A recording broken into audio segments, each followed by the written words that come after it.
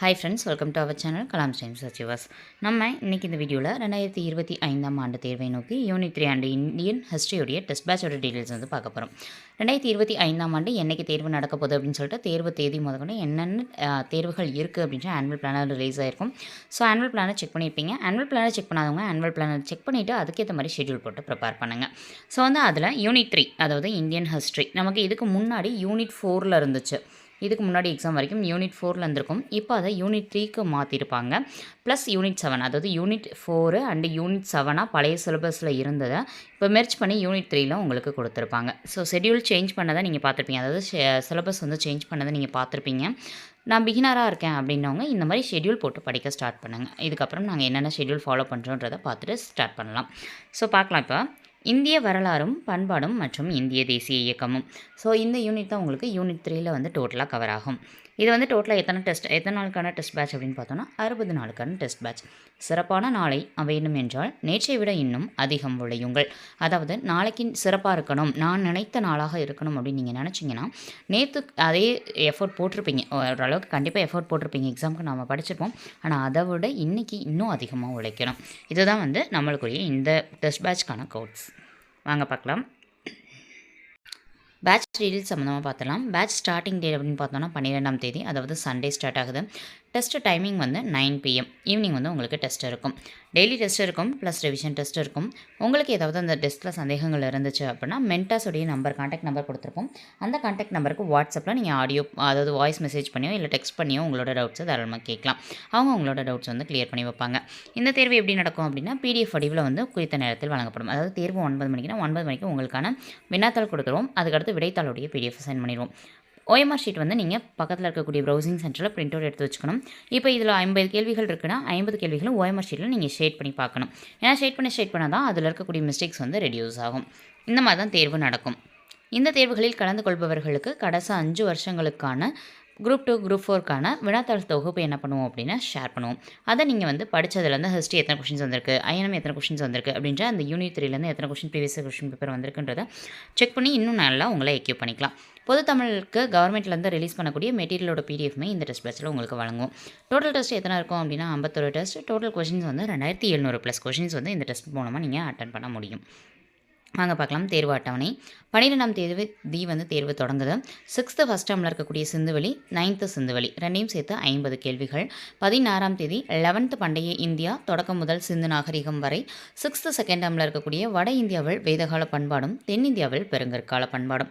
இந்த 2 பாடங்களில் 50 கேள்விகள். 17ஆம் தேதி 6ஆம் வகுப்பில் 3ஆம் பருவத்தில் இருக்கக்கூடிய குப்தர்கள் வர்த்தனர், 11ஆம் வகுப்பில் இருக்கக்கூடிய குப்தர்கள் பாடம் தேர்வு. 18ஆம் தேதி 11th ஸ்டாண்டர்டில் இருக்கக்கூடிய மௌரியருக்கு பிந்தைய அரசியல் அமைப்பும் சமூகமும் பாடம் தேர்வு. அதோடு சேர்த்து இன்னொரு பாடம் 7ஆம் வகுப்பு முதல் பருவத்தில் இருக்கக்கூடிய தென்னிந்திய அரசுகள், பிற்கால சோழர், பாண்டியர் இந்த பாடங்கள் தேர்வு. 19ஆம் தேதி 7th ஃபஸ்ட் டேர்மில் இருக்கக்கூடிய டெல்லி சுல்தான்கள், 11th ஸ்டாண்டர்டில் இருக்கக்கூடிய அரேபிய துருக்கியர் வருகை பாடம் தேர்வு. 20ஆம் தேதி 7th செகண்ட் டேர்மில் முகலாய பேரரசு, 11th ஸ்டாண்டர்டில் இருக்கக்கூடிய முகலாய பேரரசு பாடம். 21ஆம் தேதி 11th அதாவது 7th 7ஆம் வகுப்பில் இருக்கக்கூடிய 2ஆம் பருவத்தில் மராத்தியர்கள் மற்றும் பேஸ்வாக்கள். இந்த லெசனில் வந்து நீங்கள் எவ்வளோ தெளிவாக படிக்கிறீங்களோ அதை பொறுத்து தான் 22ஆம் தேதி தேர்வு இருக்கும். 22ஆம் தேதி வந்து 11th ஸ்டாண்டர்ட் மராத்தியர்கள் தேர்வு. 23ஆம் தேதி 6ஆம் வகுப்பு 3ஆம் பருவத்தில் இருக்கக்கூடிய தென்னிந்திய அரசுகள், 6ஆம் வகுப்பு முதல் பருவத்தில் இருக்கக்கூடிய தமிழ்நாட்டின் பண்டைய நகரங்கள். இந்த 2 வந்து ரொம்ப முக்கியமானது. காரணம் இது யூனிட் 8லேயுமே உங்களுக்கு சில லெசன்ஸில் அதாவது சில பார்ட்ஸில் வந்து கவர் ஆகும். அப்போ இதை படிக்கிறது மூலமாக பழைய சிலபஸில் யூனிட் 8 இப்போ வந்து யூனிட் 6ல் மாற்றிருக்காங்க. அந்த யூனிட்டுக்கு இது யூஸ்ஃபுல்லாக இருக்கும். 24ஆம் தேதி 7ஆம் வகுப்பு முதல் பருவத்தில் தென்னிந்திய அரசுகள், பிற்கால சோழர், பிற்கால பாண்டியர். 9th ஸ்டாண்டர்டில் இருக்கக்கூடிய தொடக்ககால தமிழ் சமூகமும் தமிழ் பண்பாடு பாடமும். 25ஆம் தேதி 9th ஸ்டாண்டர்டில் இடைக்கால இந்தியாவில் அரசும் சமூகமும். 26ஆம் தேதி 11th ஸ்டாண்டர்ட் தென்னிந்தியாவில் சமுதாய உருவாக்கம். 27ஆம் தேதி 11th ஸ்டாண்டர்ட் தென்னிந்தியாவில் பண்பாட்டு வளர்ச்சி. 28ஆம் தேதி 11th ஸ்டாண்டர்ட் பிற்கால சோழர்கள் மற்றும் பாண்டியர்கள். 29ஆம் தேதி 19ஆம் நூற்றாண்டில் இருக்கக்கூடிய சமூக சமய சீர்திருத்த இயக்கங்கள் 10ஆம் வகுப்பில் இருக்கக்கூடியது. 30ஆம் தேதி 10th ஸ்டாண்டர்ட் தமிழ்நாட்டின் சமூக மாற்றங்கள். இப்போது இது வரைக்கும் வந்து உங்களுக்கு ஹிஸ்ட்ரி வந்து கவர் ஆகிற மாதிரி இருக்கும். இதுக்கு அடுத்து இருக்கக்கூடிய இந்திய தேசிய இயக்கம்னு சொல்லக்கூடிய நமக்கு INM வந்து கவர் ஆகும். 31ஆம் தேதி 11th ஸ்டாண்டர்ட் பண்பாடு ஒருமைப்பாடு தமிழ்நாட்டில் பக்தி இயக்கம் இந்த பாடங்கள் தேர்வு. 1ஆம் தேதி அதாவது பிப்ரவரி 1ஆம் தேதி 11th ஸ்டாண்டர்ட் நவீனத்தை நோக்கி. இதை வந்து நீங்கள் 10th அந்த 19ஆம் நூற்றாண்டு லெசன் எவ்வளோ தெளிவாக படிக்கிறீங்களோ அதை பொறுத்து இந்த லெசன் ரொம்ப ஈஸியாக இருக்கும். 2ஆம் தேதி 12th ஸ்டாண்டர்ட் எத்திக்ஸில் பக்தி இயக்கம் சமூக சமய சீர்திருத்த இயக்கங்கள். அடுத்து 3ஆம் தேதி 6ஆம் வகுப்பில் முதல் பருவத்தில் பன்முகத்தன்மையை அறிவும் மற்றும் சமத்துவம் பாடம் தேர்வு. 4ஆம் தேதி 7th ஃபர்ஸ்ட் டேர்மில் சமத்துவம். 8th ஸ்டாண்டர்ட் சமய சார்பின்மையை புரிந்து கொள்ளுதல் பாடம் தேர்வு. 5ஆம் தேதி 12th எத்திக்ஸில் இருக்கக்கூடிய இந்திய பண்பாட்டின் இயல்புகள். 6ஆம் தேதி 12th எத்திக்ஸில் இருக்கக்கூடிய வேற்றுமையில் ஒற்றுமை பாடம் தேர்வு. 7ஆம் தேதி 12th எத்திக்ஸ் வேதகால பண்பாடு. 8ஆம் தேதி 12th எத்திக்ஸ் இந்திய பண்பாடும் சமயங்களும் அந்த பாடம் தேர்வு. 9ஆம் தேதி 12th எத்திக்ஸ் இந்திய பண்பாட்டிற்கு பேரரசுகளின் கொடை. 10ஆம் தேதி 10th ஸ்டாண்டர்ட் ஐரோப்பியர் வருகை தேர்வு. 11ஆம் தேதி 8th ஸ்டாண்டர்டில் இருக்கக்கூடிய வர்த்தகத்திலிருந்து பேரரசு வரை பாடம் தேர்வு. 12ஆம் தேதி 8th ஸ்டாண்டர்ட் கிராம சமூகமும் வாழ்க்கை முறையும் தேர்வு. 13ஆம் தேதி மக்களின் புரட்சி லெசன் வந்து கொஞ்சம் இம்பார்ட்டன்ட் கொடுத்து படிக்க வேண்டிய லெசன்னே சொல்லலாம். 14ஆம் தேதி 10th ஸ்டாண்டர்ட் ஆங்கிலேய ஆட்சிக்கு எதிராக தமிழகத்தில் நிகழ்ந்த தொடக்க கால கிளர்ச்சிகள். இது வந்து 8th ஸ்டாண்டர்ட் மக்களின் புரட்சி எவ்வளோ தெளிவாக படிக்கிறீங்களோ அதை நீங்கள் தெளிவாக படிக்கிறத பொறுத்து தான் இந்த லெசன் உங்களுக்கு வந்து தெளிவாக இருக்கும். 15ஆம் தேதி 10th ஸ்டாண்டர்டில் காலனியத்துக்கு எதிரான இயக்கங்களும் தேசியத்தின் தோற்றமும். ஸோ ஒவ்வொரு லெசன்லேருந்துமே எத்தனை கேள்விகள் இருக்குது? 50 கேள்விகள் இருக்குது. ஒரு லெசனுக்கு 50 கேள்விகள் இருக்குது. இந்திய தேசிய இயக்கத்தில் ஹிஸ்ட்ரியில் 2 லெசனுக்கு சேர்த்து 50 கேள்விகள் இருக்கும். ஸோ அப்போ ஒவ்வொரு லெசனுக்கும் 50 கேள்விகள் அட்டன் பண்ணும்போது அந்த லெசன் எவ்வளோ தெளிவாக படிச்சிங்கன்றது ஈஸியாக தெரிஞ்சுக்கலாம். 16ஆம் தேதி 10th ஸ்டாண்டர்டில் தமிழ்நாட்டின் விடுதலை போராட்டம். 17ஆம் தேதி 11th ஸ்டாண்டர்ட் ஐரோப்பியர் வருகை. 18ஆம் தேதி 11th ஸ்டாண்டர்ட் ஆங்கிலேய ஆட்சிக்கு எதிரான தொடக்ககால எதிர்ப்புகள். 19ஆம் தேதி 12th ஸ்டாண்டர்டில் இந்தியாவின் தேசியத்தின் எழுச்சி. 20ஆம் தேதி 19ஆம் நூற்றாண்டில் சமூக சமய சீர்திருத்த இயக்கங்கள். 21ஆம் தேதி 11th ஹிஸ்டரியில் இருக்கக்கூடிய நவீனத்தை நோக்கி பாடம். 22ஆம் தேதி 12th ஸ்டாண்டர்டில் இந்திய விடுதலை போரில் முதல் உலகப் போரின் தாக்கம். 23ஆம் தேதி 10th ஸ்டாண்டர்ட் தமிழ்நாட்டில் சமூக மாற்றங்கள். 24ஆம் தேதி 10th ஸ்டாண்டர்ட் தேசியம் காந்திய காலகட்டம். 25ஆம் தேதி 12th ஸ்டாண்டர்டில் இருக்கக்கூடிய தீவிர தேசியவாதத்தின் எழுச்சியும் சுதேசி இயக்கமும். 26ஆம் தேதி 12th ஸ்டாண்டர்டில் காந்தியடிகள் தேசிய தலைவராக உருவெடுத்தல். 27ஆம் தேதி 12th ஸ்டாண்டர்டில் ஏகாதிபத்தியத்திற்கு எதிரான போராட்டம் புரட்சிகர தேசியவாதிகளின் காலம் பாடம். 27ஆம் தேதி 12th ஸ்டாண்டர்ட் ஏகாதிபத்தியத்தில் எதிரான போராட்டம் அதாவது ஏகாதிபத்தியத்திற்கு எதிரான போராட்டம் புரட்சிகர தேசியவாதிகளின் காலம் பாடம். 28ஆம் தேதி 12th ஸ்டாண்டர்ட் இந்திய தேசிய இயக்கத்தின் இறுதி கட்டம் தேர்வு. 1ஆம் தேதி மார்ச் 1ஆம் தேதி 12th ஸ்டாண்டர்ட் தேசியவாத அரசியலில் வகுப்புவாதம். 2ஆம் தேதி 12th ஸ்டாண்டர்ட் காலனியத்துக்கு பிந்தைய இந்தியாவின் மறுகட்டமைப்பு. 3ஆம் தேதி B.R. அம்பேத்கர், பாரதியார், வ.உ.சி. மற்றும் நேரு, பகத்சிங் ஆகியவர்கள் பற்றிய தகவல்களிலிருந்து கேள்விகள் கேட்கப்படும். அதாவது தலைவர்களுடைய பெயர் நமக்கு சிலபஸ்லேயே இருக்குது. ஸோ அதனால தான் இந்த டெஸ்ட் வந்து கொடுத்துருக்கோம்.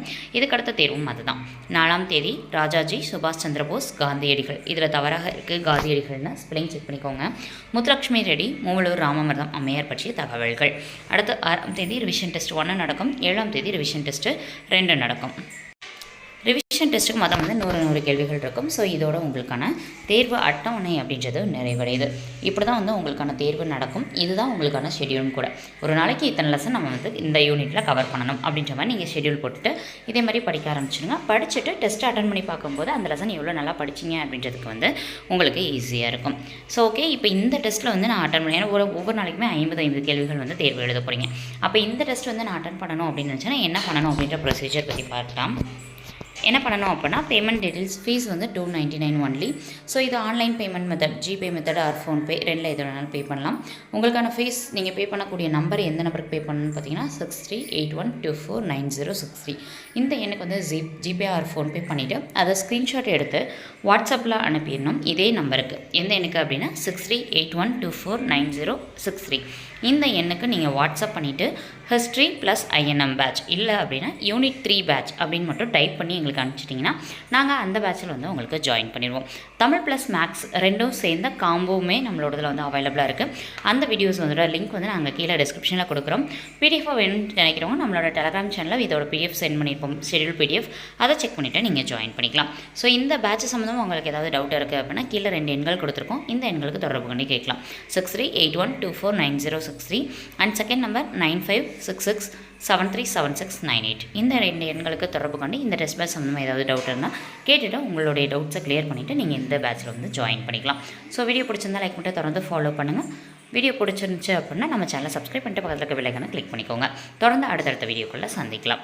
உங்கள் ஃப்ரெண்ட்ஸ் யாராச்சும் டிஎன்பிஎஸ்சி படித்தாங்கன்னா ஷேர் பண்ணுங்கள். வீடியோ பிடிச்சிருந்தா லைக் பண்ணுங்கள். தேங்க்யூ.